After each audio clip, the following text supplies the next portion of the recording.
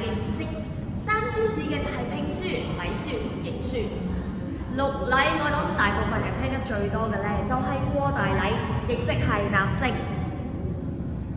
一對新人，佢哋從談婚、訂婚到結婚，完成咗三書六禮嘅儀式之後，就會正正式式結為夫妻。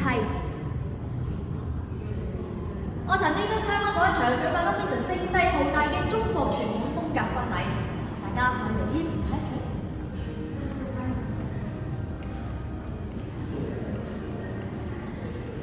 嗰場婚禮一入大門就係一片紅到發紫嘅花海，仲有大量盛開嘅牡丹花，令人為之傾倒。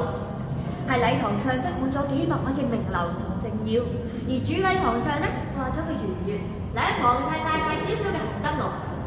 當新郎同新娘兩位進場，佢哋身上面着嘅龍鳳裙褂，將越秀同埋釘金獸嘅技藝發揮得淋漓盡致。然之後就由證婚人去宣讀婚書，兩姓聯歡，一堂結約，良辰吉日，六禮告成。一對新人向主婚人、證婚人各位來賓各一鞠躬，婚禮就喺樂曲聲中宣告完成。正所謂千里姻緣一時意，百年恩愛同心結，小家之喜，亦都係大家之日。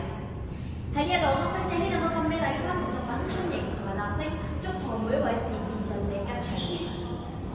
希望今日分享嘅呢啲故事能夠帶俾大家喺呢個殿堂雕塑藝術發展入邊留低更加美好嘅回憶，為你哋嘅生活增添一份日月光芒。最後歡迎喺離開之前呢，喺園區繼續拍照留念，再一次品嚐展品背後嘅人文風貌。